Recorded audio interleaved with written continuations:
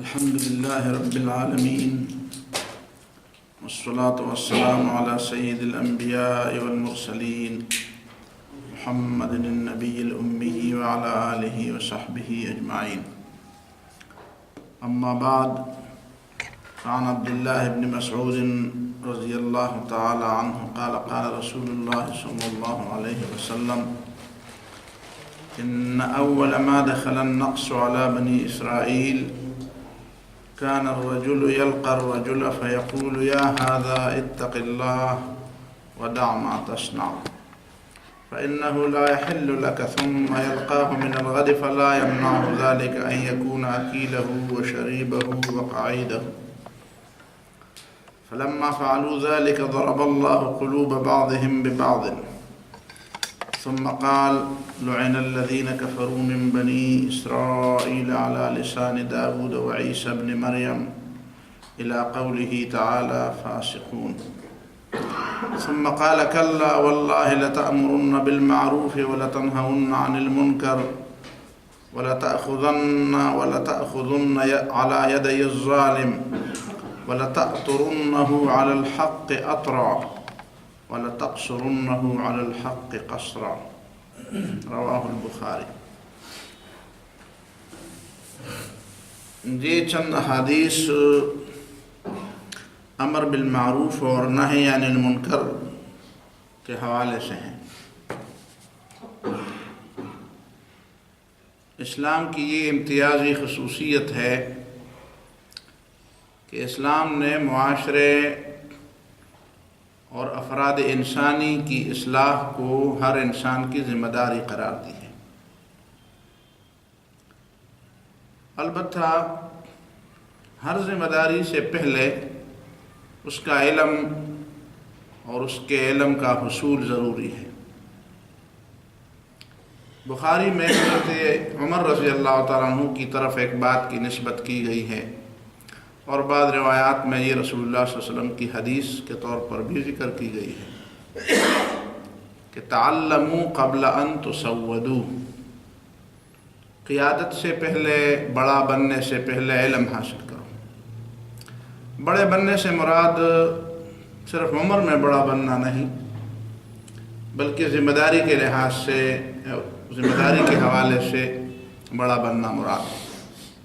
یعنی کوئی بھی ذمہ داری تمہارے حوالے کی جاتی ہوں تو اس سے پہلے آپ کے علم کو دیکھا جائے. اور یہ بنیادی بات ہے. حضرت عمر رضی اللہ تعالیٰ عنہ نے اپنے زمانے میں خلافت کی جو مرکزی شورا تھی اس کے لیے بھی علم کو بنیاد قرار دیا تھا، اور اسی بنیاد پہ حضرت عبداللہ ابن عباس رضی اللہ تعالیٰ عنہما کو، جو ابھی جوان تھے، شیوخ کے مجلس میں اس کو بٹھایا تھا. اس کو تو مجلس الشیوخ کہتے تھے، جس کو آج کل سینٹ کہتے ہیں. سینٹ کا معنی بھی ہے بزرگوں اور بڑوں کی مجلس. تو بزرگوں اور بڑوں کی مجلس میں انہوں نے جوانوں کو بٹھایا، اور جوان کو بٹھانے پر جب اعتراض ہوا ابی ابن کعب رضی اللہ تعالیٰ عنہ اور دوسرے لوگوں نے، تو انہوں نے اس کے علم کو آگے کیا کہ اس کی بنیادی وجہ علم. تو تسودوا، تعلموا یا تفقہوا قبل ان تسودوا، کسی بھی کام کی طرف بڑھنے سے پہلے اس کام کا علم ضروری ہے. اور یہ عام بات ہے جی، اس کے لیے اتنے موٹی بڑی اور تیز عقل کی ضرورت نہیں ہے. عام سی عقل والا بھی آدمی اس بات کو سمجھ سکتا ہے. علم اور فہم یہ عمل سے مقدم ہے. علم عمل کا امام ہے. ہر معاملے میں علم عمل کا امام ہے. تو امر بالمعروف اور نہی عن المنکر کا علم حاصل کرنا ہر مسلمان پر ضروری ہے. اس لیے کہ یہ امر بالمعروف اور نہی عن المنکر ہر مسلمان کی ذمہ داری ہے. علم کے بغیر اگر وہ اس ذمہ داری کو ادا کرنا چاہے گا تو غلط کرے گا.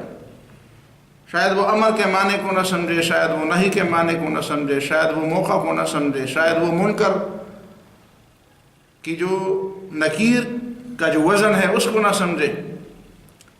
کس منکر کے لیے کتنی نکیر چاہیے. جس طرح ہمارے ہاں کہتے ہیں نا، سب کو ایک ڈانگ سے نہیں ہانکا جاتا. جانور بھی ہوتے ہیں، جانوروں میں چھوٹے بڑے ہوتے ہیں، تو چھوٹے بڑے جانوروں کو اسی طرح چھوٹے بڑے ڈانگوں سے ہانکا جاتا ہے۔ تو منکر جس درجے کی ہوتی ہے اسی درجے کی اس پہ نکیر بھی ہونی چاہیے۔ جو لوگ منکر کے درجات کو نہ جانتے ہوں، ظاہر ہے کہ منکر کے بارے میں نکیر کے درجات کو بھی وہ نہ جانتے ہیں۔ جس طرح منکر کے درجات ہیں، منکر پر نکیر کے بھی درجات ہیں، اس کے انکار، اس کو تغییر کرنے، اس کے خلاف بولنے کے بھی درجات ہیں۔ رسول اللہ صلی اللہ علیہ وسلم کی عام عادت یہی تھی کہ جو بات بالکل حرام ہوتی تھی اس پہ زبردست نکیر کرتے تھے۔ کچھ چیزیں ایسی ہوتی تھی کہ جن کا درجہ ان گناہ کبیرہ کی طرح نہ ہوتا تھا، تو صحابہ کرام کی عادت تھی کہ وہ جانتے تھے کہ نبی صلی اللہ علیہ وسلم کے چہرے مبارک پر ناگواری کے اثرات آ گئے۔ ہم بار بار سنتے ہیں لوگوں سے کہ یہ معاملہ دیکھ کر نبی صلی اللہ علیہ وسلم کے چہرے پر ناگواری کے اثرات ظاہر ہیں، یعنی وہ نکیر اس درجے کی تھی کہ اس پہ اسی طرح نکیر ہونی چاہیے تھی۔ کبھی الفاظ میں، ہلکے پھلکے الفاظ میں بھی نکیر ہوتی تھی۔ کچھ لوگ اس زمانے میں آزادی کی بڑی باتیں کرتے ہیں اور آزادی کو حق سمجھتے ہیں کہ فرد کا حق ہے کہ اسے آزادی دی جائے۔ امر بالمعروف اور نہی عن المنکر کے مفہوم کو سمجھا جائے تو اس سے یہ پتہ چلتا ہے کہ اسلام صرف یہ نہیں کہتا کہ فرد کو اس بات کا حق ہے، بلکہ وہ سمجھتا ہے کہ فرد کے اوپر اس بات کی ذمہ داری ہے کہ وہ درست کام کے بارے میں لوگوں کو بتائے بھی، بلائے بھی لوگوں کو، اور غلط کام کے بارے میں اٹھے اور بات کر دے، اور ہاتھ سے روکنے کی قوت اس کے پاس ہو تو اسے ہاتھ سے روکے۔ یہ اس آزادی کے تصور سے بڑھ کر چیز ہے، چند قدم نہیں، کافی فاصلے پر آگے کی چیز ہے، جس کو آج لوگ اپنا حق سمجھ کر اسے مانتے ہیں۔ آزادی کے حق سے یہ ایک آگے کی چیز ہے، لیکن اس کے باوجود اس پر دو قسم کے اعتراضات آتے ہیں۔ ایک اعتراض ان لوگوں کی طرف سے آتا ہے جو آزادی کے مفہوم کو نہیں سمجھتے۔ وہ کہتے ہیں کہ تم کسی کو کسی گناہ سے جو تمہاری سمجھ میں گناہ ہے اس سے تم اسے روکو گے تو یہ تم کسی دوسرے کے معاملات میں دخل اندازی کرو گے۔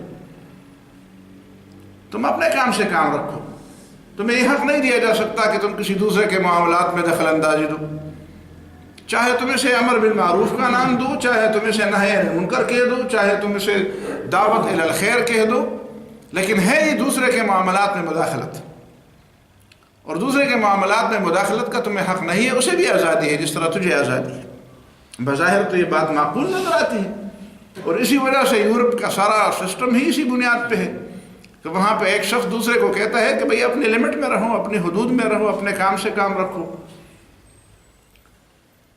لیکن یہ قلت تدبر اور کم فہمی پر مبنی بات ہے، حقیقت میں ایسی بات نہیں ہے۔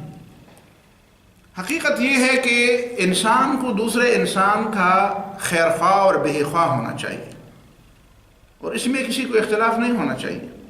اس بات میں اختلاف نہیں ہونا چاہیے کہ ایک انسان کو دوسرے انسان کے لیے خیر خواہ اور اس کا خیر طلب کرنے والا، اس کی بھلائی چاہنے والا، اس کے لیے سب سے اچھی چیز پسند کرنے والا جو اپنے لیے پسند کرتا ہو، ایسا ہونا چاہیے کہ وہ معاشرہ حقیقی معاشرہ ہوتا ہے، اخوت پر مبنی، محبت پر مبنی، ایک دوسرے کے احترام پر مبنی معاشرہ ہوتا ہے جس میں ہر فرد اپنی بھلائی کے ساتھ ساتھ دوسروں کی بھلائی بھی چاہے اور بھلائی کو صرف اپنے ساتھ محدود نہ کر دے۔ اسی بات کو دیکھ کر کیا اس بات سے کوئی انکار کر سکتا ہے؟ میں نے ایک صاحب سے پوچھا کہ مجھے بتاؤ، ایک جوان تھا، کہتا تھا کہ آپ کی یہ تقریریں اور آپ کے یہ دروس، یہ ہماری اس میں مخل ہو جاتی ہے، ہمارے مزوں کو اور ہماری خوشیوں کو، اور ہمیں جو موقع اللہ تعالیٰ نے دیے ہیں، جوانی کے موقع، اس دنیا میں آنے کے لیے موقع اللہ تعالیٰ نے ہمیں دیا ہے، آپ اس موقع کو ہمارے لیے ضائع کر رہے ہیں۔ اللہ نے موج مستی کا ایک موقع دیا ہے، تو آپ ہمیں بار بار یہ موت اور آخرت اور جنت اور جہنم اور حساب اور کتاب اور پوچھ اور یہ ساری چیزیں ہمیں بار بار سمجھا کر آپ گویا کہ ہماری زندگی کے جو مزے ہیں اور جو مزوں کا جو دور ہے آپ اس دور کو ہمارے لیے ویسے بس برباد کر رہے ہیں، ہماری زندگی کو، ہماری خوشیوں کو برباد کر رہے ہیں۔ تو میں نے اسے اس انداز سے سمجھایا کہ مجھے بتاؤ کہ کل آپ کا پیپر ہے اور آپ نے اس کے لیے 10-20 سال محنت کی ہے اور اسی پر آپ کی آئندہ کی زندگی کا انحصار ہے۔ آپ فیل ہو جاؤ گے تو آپ کے 20 سال ضائع ہو جائیں گے، اور پاس ہو جائیں گے تو آپ کو بڑی نوکری بھی ملے گی، بہت بڑی تنخواہیں ملے گی، بہت بڑی کرسی ملے گی، بڑے مزے ملیں گے، دوست و احباب مبارکباد دیں گے۔ فیل ہو جائیں گے تو سارے لوگ تانے دیں گے، خود اپنے آپ کو بھی کوسو گے، خود اپنے اوپر بھی لعنت بھیجو گے، اپنے آپ کو ملامت کرو گے، پشیمان ہوگے، اور شاید تم چاہو گے کہ اپنے آپ کو گلے سے لٹکا کر اپنی زندگی کا خاتمہ کر لو، اس حد تک تم آگے بڑھ سکو گے۔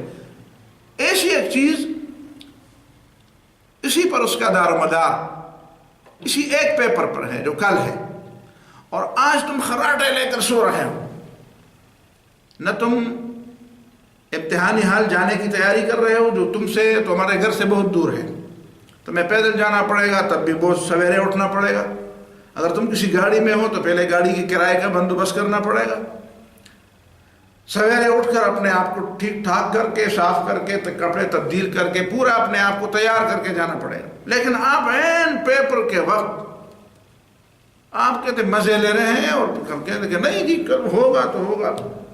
ابھی میں آپ کو جھنجھوڑ رہا ہوں، میں بول رہا ہوں اٹھو، کل تمہارا پیپر ہے اور اسی پر تمہارے پوری زندگی کا انحصار ہے، تمہاری کامیابی اور ناکامی اسی کے ساتھ نتھی کر دی گئی ہے۔ مجھے بتاؤ، میں تمہاری خیرخواہی کر رہا ہوں یا میں تمہاری بدخواہی کر رہا ہوں؟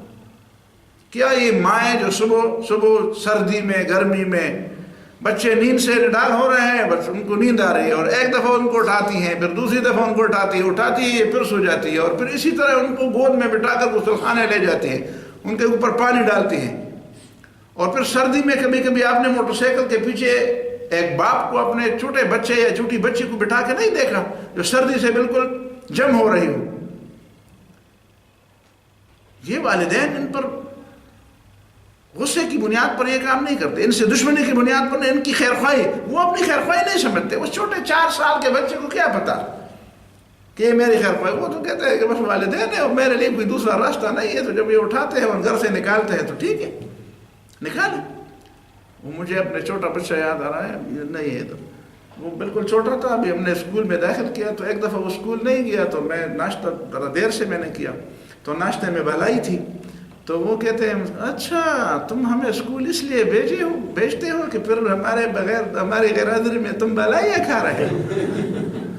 اسے کیا پتا کہ یہ کیوں ہمیں اسکول بھیجا جاتا ہے، اس کے ذہن میں یہ بات ہے ہمیں اس لیے بھیجا جاتا ہے۔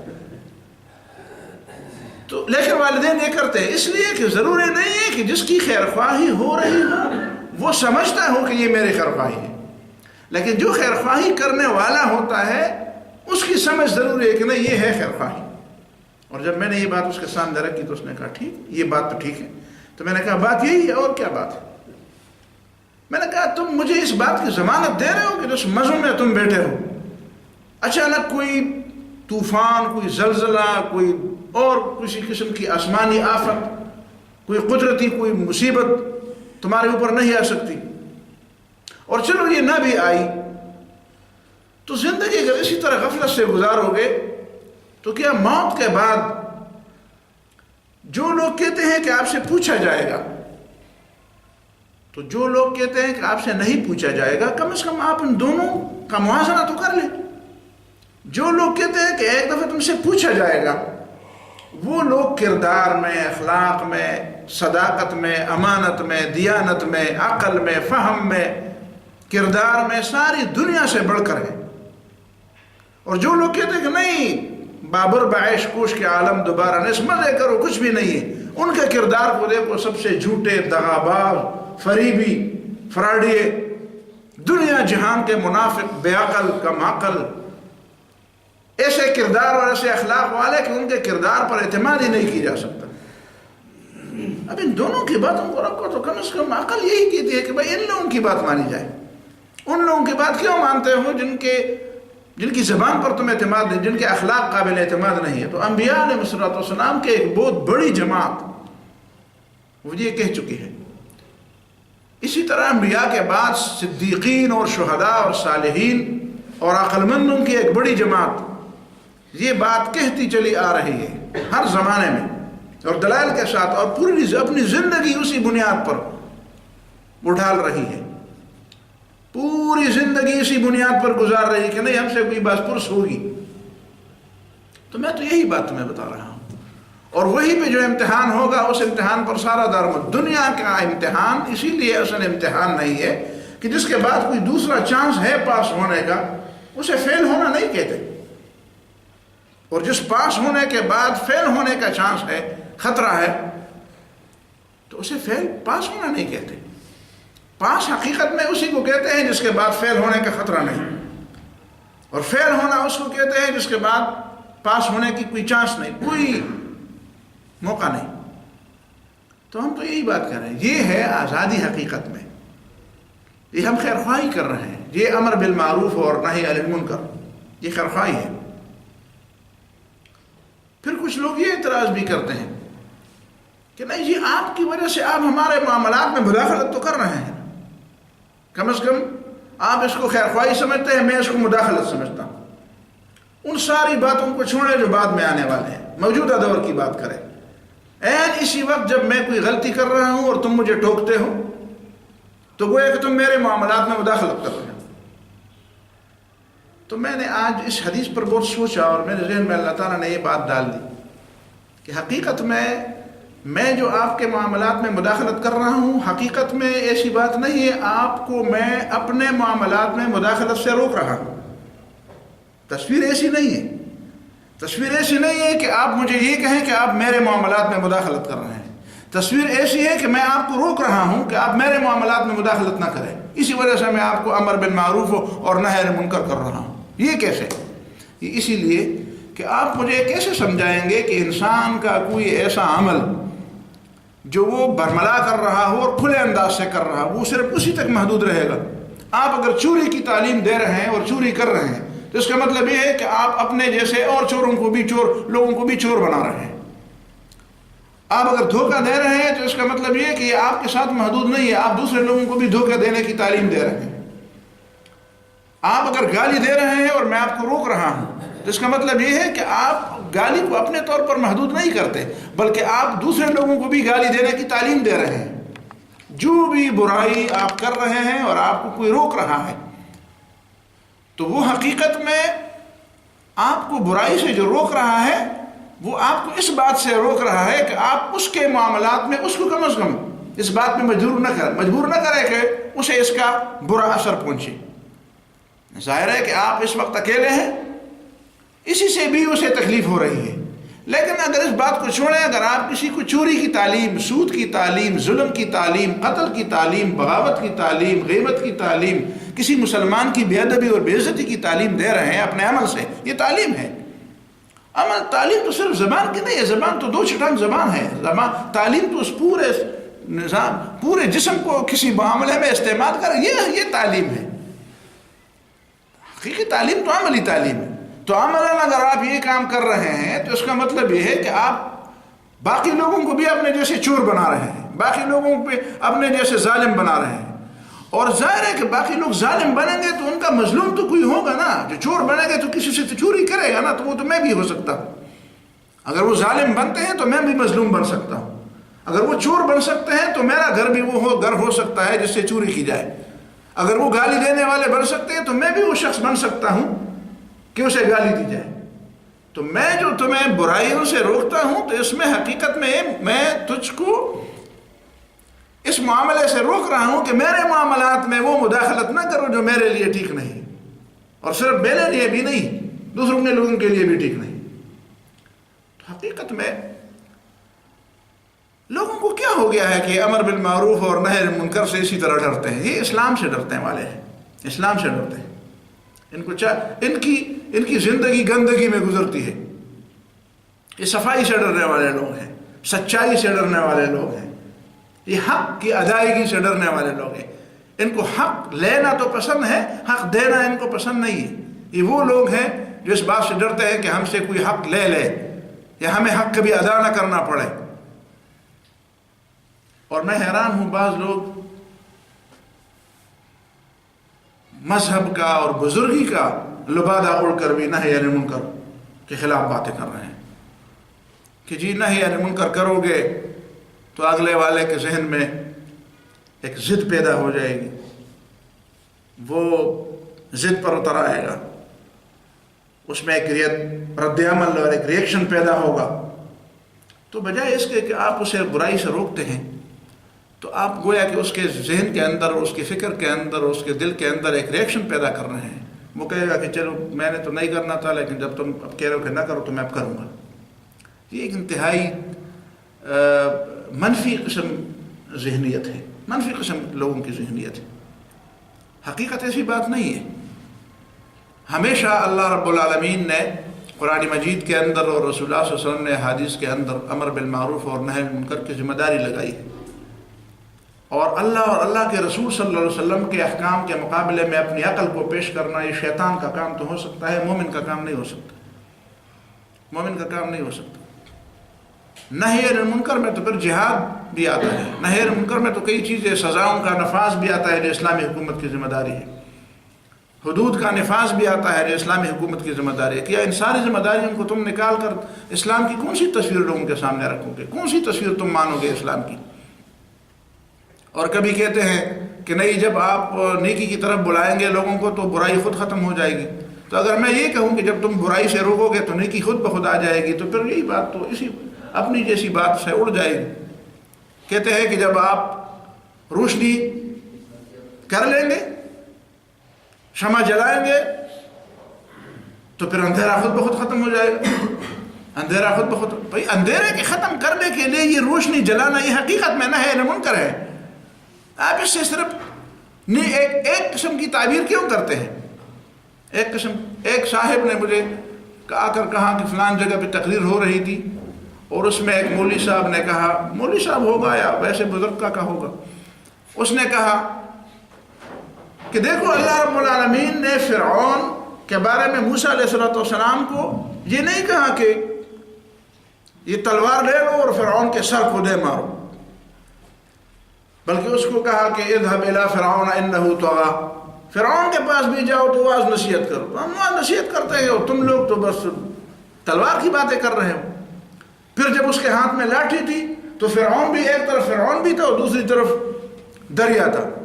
تو وہ مولوی صاحب کہتے ہیں کہ اللہ تعالیٰ نے موسیٰ علیہ السلام کو یہ حکم نہیں دیا کہ یہ لاٹھی جو تمہارے پاس ہے یہ فرعون کے سر پر دے مارو.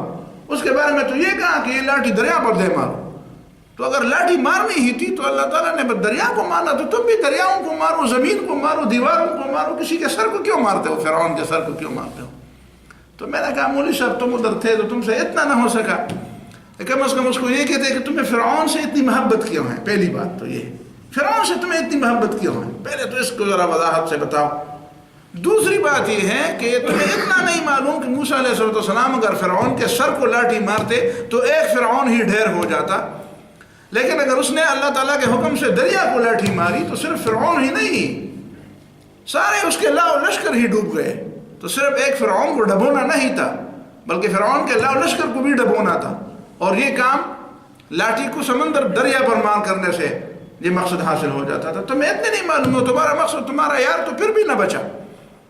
صرف اس کے سر پر وار کرنا مراد نہیں تھا، اس کو اپنے ساری فوجوں سمیت اس کو غرق کرنا تھا. اور تم اللہ کے بارے میں اعتراض کرتے ہو کہ اللہ نے ایسا کیوں کیا اور ایسا نہیں کیا.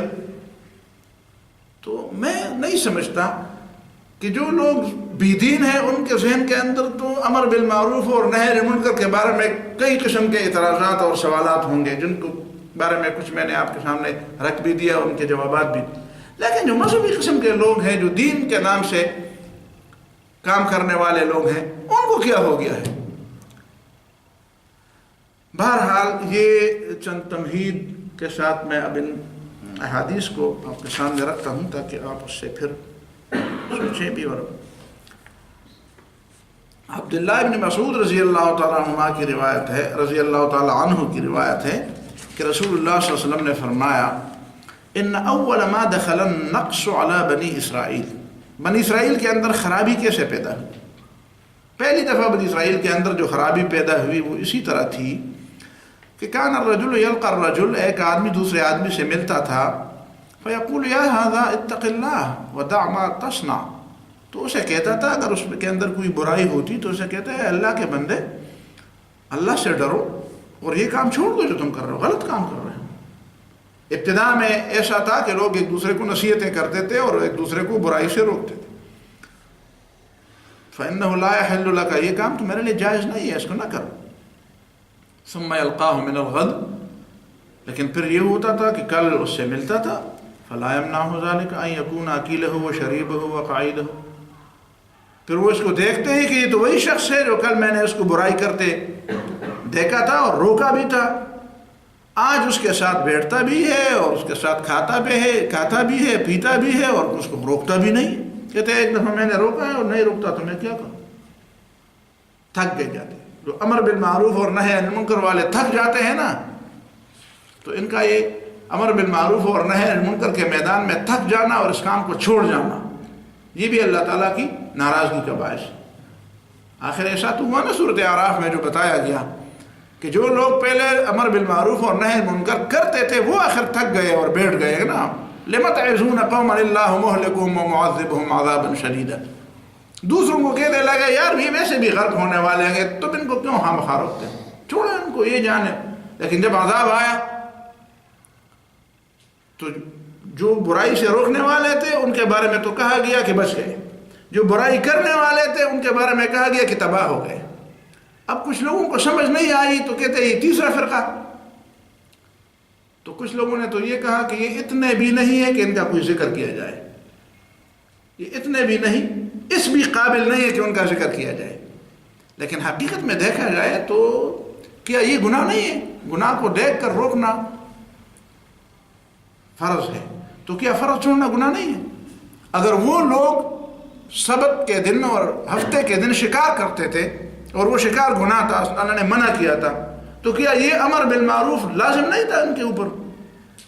تو اگر وہ کام گناہ ہے تو یہ گناہ نہیں تھا کہ ایک آدمی جانتا ہے کہ امر وہ منکر کر رہا ہے اور تم اس کو کل تک تو منع کرتے رہے اور آج اس کو منع نہ کیا، تو کیا یہ گناہ نہیں ہے؟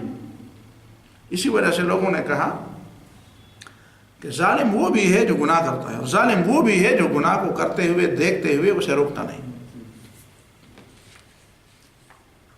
فلا يحل لك ثم يلقاه من الغد فلا يمنعه ذلك ان يكون اكيله وشريبه وقعيده، اس کے ساتھ بیٹھتا تھا، کھانا کھاتا تھا، پانی پیتا تھا، اس کے ساتھ مجلس کرتا۔ فلما فعلوا ذلك، جب ان لوگوں نے یہ کام کیا، ضرب الله قلوب بعضهم ببعض، تو اللہ تعالیٰ نے ان سب کے دل ایک سے جیسے کر دیے، ان کے دلوں کے اندر بھی برائی کے بارے میں جو نفرت تھی وہ ختم ہو گئی۔ ظاہر ہے کہ جب آپ برائی کو دیکھتے ہیں اور اس کو روکتے نہیں ہیں تو ظاہر ہے کہ اس کے ساتھ آپ فرمائش کرتے ہیں، اس کو پھر برداشت کرتے ہیں، تو برداشت کرتے کرتے کرتے پھر آپ کے ذہن میں بس وہ برداشت کی بات آ جاتی ہے کہ نہیں یہ تو ٹھیک ہے، یہ تو کوئی بڑی بات نہیں ہے۔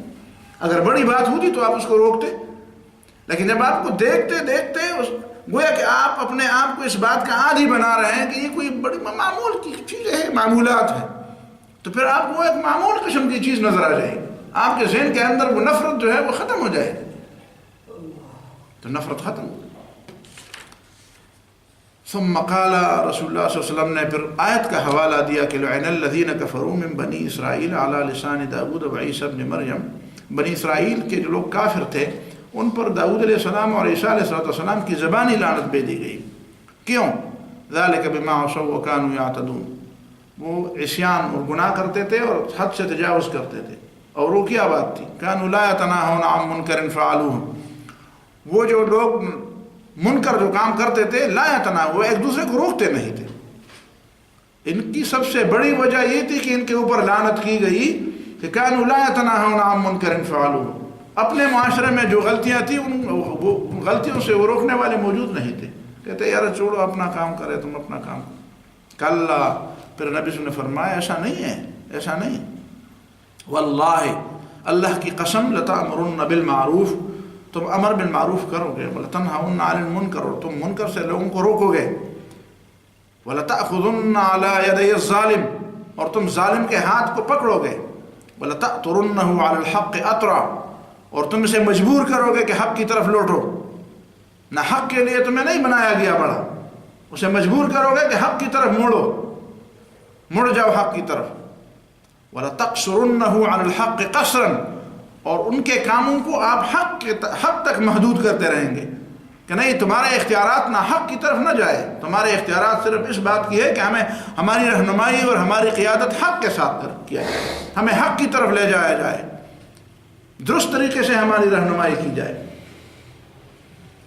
باقی حدیث انشاءاللہ بعد میں کسی دوسری موقع پر میں بیان کروں گا، لیکن اس میں ایک نقطہ اور بھی ہے، وہ یہ ہے کہ لوگ کہتے ہیں کہ امر بالمعروف جس طرح حدیث میں ہے، اور باقی حدیث بھی انشاءاللہ اس میں شامل کر لیں گے کسی دوسرے درس میں، وہ یہ کہ جو امر کا جو درجات ہیں، من رأى منكم منكرا فليغيره بيده فإن لم يستطع فبلسانه فإن لم يستطع فبقلبه، جو لوگ برائی کو دیکھے وہ ہاتھ سے اس کو روکے، ہاتھ سے نہ روک سکے تو زبان سے روکے، زبان سے نہ روک سکے تو دل سے اس میں برا سمجھے۔ ان تین باتوں کی خیر مزید تشریح بھی ہوگی، لیکن ایک بات اس میں یاد رکھنے کی ہے کہ لوگ اس کے بارے میں کہتے ہیں اس کی پوری تشریح ہوگی تو پھر سمجھ آ جائے گی کہ اصل معاملہ کیا ہے، لیکن اس پر لوگ اعتراض کرتے ہیں کہ نہیں جی ہاتھ سے روکنا تو حکومت کا کام ہے، اور حکومت کرتے تو کرتے، نہ کرے تو نہ کرے۔ تو کیا اگر حکومت برا کام کرتی ہے تو وہ امر بالمعروف و نہی عن المنکر پر صرف لوگوں کی حد تک تمہاری ذمہ داری ہے؟ کیا حکومت کو بتانا مسلمانوں کی ذمہ داری نہیں ہے؟ ان کو کون روکے گا؟ میں حیران ہوں کہ وہ لوگ یہ توجیہ کر کے پھر کہتے جان چھڑا لیتے ہیں۔ میں بھی کہتا ہوں کہ ٹھیک ہے، قوت اس کو نہیں کہتے جو میرے پاس ہے، میرے پاس ایک دو آدمیوں کو روکنے کی قوت ہوگی، لیکن وہ آج ہوگی کر شاید وہ مجھے بھی روکے نہیں کیوں سے۔ یہ تو حکومت کا کام ہے، درست ہے، میں مان لیتا ہوں، اور حقیقی بات بھی یہی ہے کہ ہاتھ سے روکنا، لیکن یہ بتایا جائے وہ قوت کی بات ہے، جس کے پاس قوت ہو۔ کتنی قوت ہے؟ میرے بچوں کے بارے میں میرے پاس قوت ہے، میرے خود اپنے ذات کے میرے زیر 10 لوگوں کے بارے میں میرے ہاتھ قوت ہے، لیکن آپ لوگوں کے بارے میں نہیں ہے میرے قوت کو اسی انداز سے استعمال۔ لیکن جو حکمران اپنی قوت کو نیکی کے لیے استعمال نہیں کرتے، برائی کے لیے استعمال کرتے ہیں، تو کیا زبان سے ان کو کہنا بھی تمہارے بس میں نہیں ہے؟ اس سے بھی تم معاف ہو گئے ہو؟ کہتے ہیں جی جب تک حکومت نے، تو پھر ایک بات میں یہ کروں کہ جو مقدمۃ الواجب واجب ہو، اگر میں کسی کو کہہ دوں کہ نماز پڑھو، وہ کہتے ہیں میرا وضو نہیں ہے، تو میں اس کو کیا کہوں کہ چلو نہ پڑھو؟ میں کہوں گا نہ پڑھو؟ نہیں، میں اس کو کہوں گا کہ وضو نہیں ہے تو پہلے وضو بناؤ پھر نماز پڑھو۔ تو اگر یہ حکومت کا کام ہے کہ وہ منکرات کو زبردستی بند کر دیں، اور میرا کام نہیں ہے، تو کیا میرا یہ کام بھی نہیں ہے کہ میں حکومت کو یہ کہہ دوں کہ تمہارا یہ کام ہے، اس سے میں معاف ہو گیا؟ کلا، کبھی نہیں لوگوں نے۔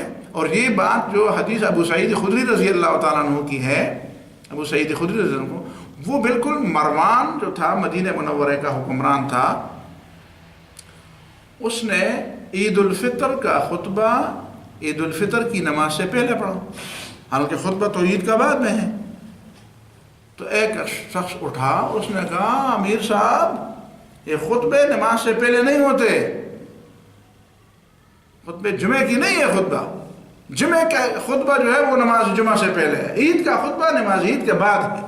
لیکن وہ بات اس لیے نہیں کرتا تھا کہ بعد میں نماز پڑھ کر لوگ اس کا خطبہ سننا ہی نہیں چاہتے تھے، اس نے اب آئے تو نماز کے لیے تو تھے، نماز تو پڑھنا چاہتے تھے لیکن اس کا خطبہ نہیں سننا چاہتے تھے، ان کے کرتوتوں کی وجہ سے۔ تو انہوں نے خطبہ، مروان نے خطبہ نماز عید سے پہلے کر دیا۔ تو ایک شخص اٹھا، اس نے کہا حضرت یہ خطبہ نماز سے پہلے نہیں ہے، یہ بعد کے ہے۔ تو اس نے کہا قد ترک ما ہونا، صحابہ کرام نبی صلی اللہ علیہ وسلم نے پہلے نہیں دیا خطبہ، بعد میں دیا۔ اس نے کہا قد ترک ما ہونا، لیکن وہ پرانی باتیں کرتے ہو، چھوڑو، وہ باتیں ختم ہو گئی ہیں۔ ممبر رسول پر کھڑے ہو کر اس نے کہا وہ باتیں ختم ہو، اب اس سے بات مطلب اس کو بات پہنچانی تھی، اس بات اس نے نہیں مانی۔ تو جب وہ بیٹھ گیا تو حضرت ابو سعید خدری رضی اللہ تعالیٰ عنہ نے فرمایا اما ھذا فقد قضى ما علیہ، بس اس شخص نے تو وہ کام کیا جس کی ذمہ داری تھی، بات سمجھا دی اسے، اور اس کا بھی پتہ چلا کہ وہ احادیث کسی دلیل کی بنیاد پر یہ نہیں کرتا، بس زبردستی کر رہا ہے۔ اب اس کے سوا کیا رہ جاتا ہے کہ ہم تلواریں اٹھائیں اور اس کا خاتمہ کر دیں؟ تو یہ تو نہیں ہو سکتا، اس کے لیے تو اور شرائط ہیں، اس کے لیے تو اور طریقہ کار ہے، کچھ اصول ہے، کچھ ضوابط ہیں، کچھ طریقہ ہے، کچھ تیاری ہے۔ تو بہرحال یہ حدیث ہی ایسے ہی ماحول میں ہے، لیکن ہمارے لوگ جو ہے نا نہ امر معروف کو جانتے ہیں نہ منکر کو جانتے ہیں، اور جب اس طرح کی بات آ جاتی ہے کہ بھائی کہتے ہیں قوت نہیں ہے، بھائی قوت نہیں ہے، جو جب وضو نہیں ہے تو نماز میں مشقت ہو گئی، تو اگر وضو نہ ہونے کی وجہ سے نماز معاف نہیں ہے تو قوت نہ ہونے کی وجہ سے یہ چیز کیسے معاف ہو گئی؟ اور دوسری بات یہ ہے کہ کم از کم زبان سے تو بات کہہ دو نا، تم ان کی ذمہ داری چل تم ہاتھ سے نہیں روک سکتے ہو، تو جو غلط کام ہو رہا ہے اس کو بارے میں زبان سے تو کہہ دو کہ بھائی یہ کام غلط ہے. اپنے اپنے ماحول کے اندر اس طرح کی بات ہونی چاہیے. باقی احادیث انشاءاللہ بعد میں. اقول قولی ھذا واستغفر